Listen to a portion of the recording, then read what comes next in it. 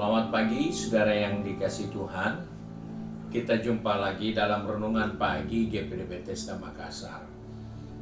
Pagi ini saya akan baca dari 1 Petrus pasal 3 ayat 13 dan ayat 14. Firman Tuhan berkata sebagai berikut.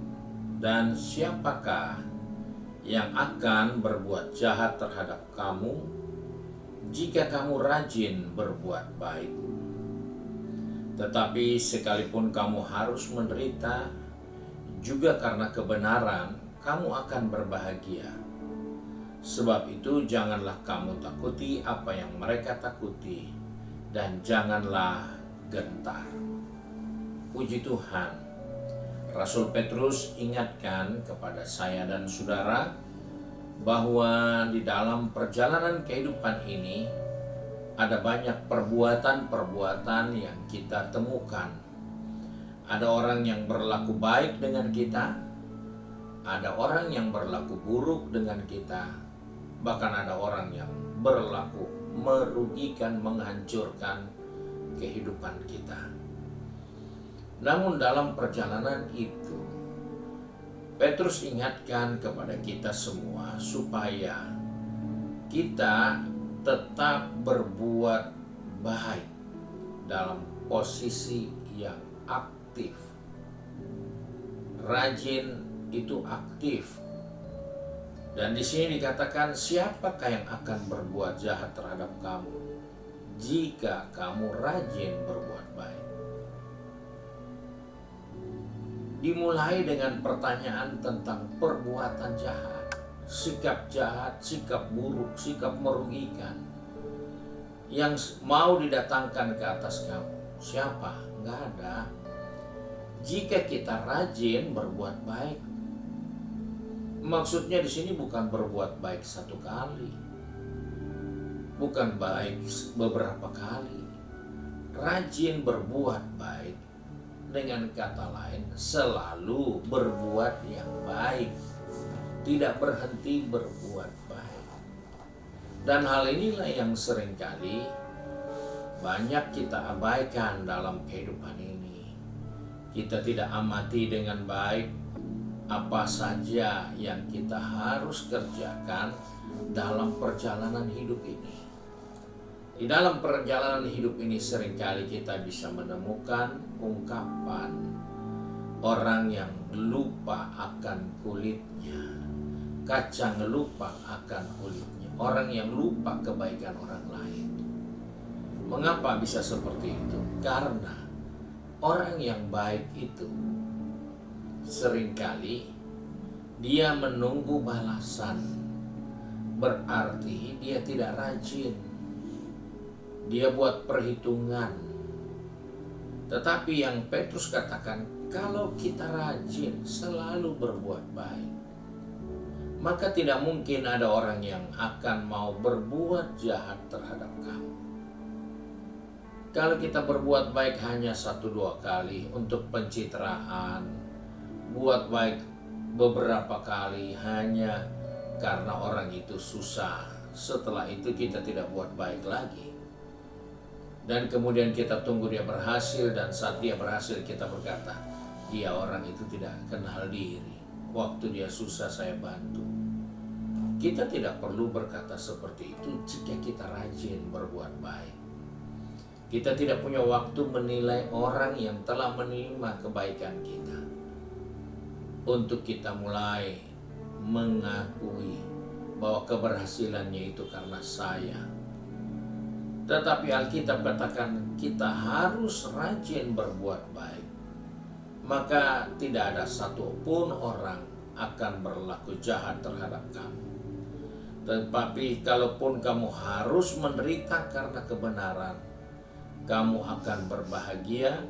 Sebab itu jangan kamu takut seperti apa yang mereka takuti, dan janganlah gentar. Petrus katakan, kalaupun kamu harus menderita di tengah-tengah kerajinanmu berbuat baik, janganlah kamu menjadi kecewa, tapi kamu akan berbahagia. Sebab kamu tidak perlu takut seperti yang ditakuti oleh orang banyak. Karena orang banyak takut jangan terlalu baik, nanti dimanfaatkan kebaikan kita dan dibalas dengan yang buruk. Itulah ketakutan orang lain. Ketakutan orang lain ketika saya berbuat baik, kapan dia mau balas saya? Itu ketakutan orang lain. Ketakutan orang lain ketika saya berbuat baik, nanti dia minta lebih banyak, sudah dikasih hati mau jantung. Itu biasa dalam kehidupan manusia, dan itu yang ditakuti. Tetapi Alkitab mengingatkan, mari kita rajin berbuat baik. Anggaplah itu sesuatu yang harus kita kerjakan, karena itu adalah taburan yang satu saat kita akan tuai. Petani tidak pernah berpikir dia akan bisa menuai sekarang. Tapi yang dia bisa pikirkan, sekarang saya harus menabur, saya harus merawat taburan saya harus menjaga taburan itu, supaya satu kali saya akan menuai hasil. Inilah yang diingatkan kepada kita, rajinlah berbuat baik, karena engkau tidak akan pernah dijahati oleh orang lain jika engkau rajin. Tapi kalau kita tidak rajin, itu tandanya kita mengikuti ketakutan orang lain terhadap perbuatan baik. Jangan kita takut. Kalau orang lain takut, kita tidak boleh takut. Takut berbuat baik nanti tidak dibalas. Takut berbuat baik nanti orang itu lupa daratan. Takut berbuat baik kalau dia nanti cuma menyusahkan kita. Ketakutan-ketakutan itu tidak perlu, karena Tuhan sangat bertanggung jawab dengan kehidupan kita. Dia tidak pernah mengajar kita untuk yang salah. Tuhan berkati kita, mari kita satu dalam doa.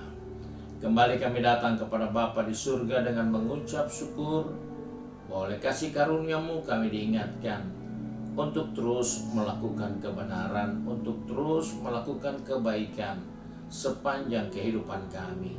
Sebab itu Tuhan, pegang tangan kami, atur langkah kaki kami, supaya hari-hari yang ada kami dapat isi dengan perbuatan-perbuatan kami yang baik dan berkenan untuk mempermuliakan Bapa di surga.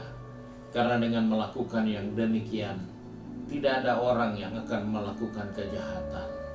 Namun kalaupun ada yang melakukan kejahatan bagi kami percaya kejahatan itu Tuhan robah menjadi kebahagiaan bagi kami.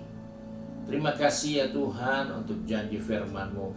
Sebab itu tolong anak-anak-Mu yang sudah pergi bekerja, berbisnis, studi, maupun sudah sibuk dengan kegiatan rumah tangga masing-masing.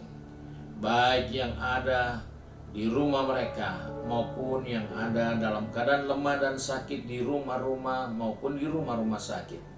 Tuhan jamah mereka, tolong mereka di dalam nama Yesus. Biarlah Bapa di surga dipermuliakan. Terima kasih Bapa untuk berkat-Mu hari ini.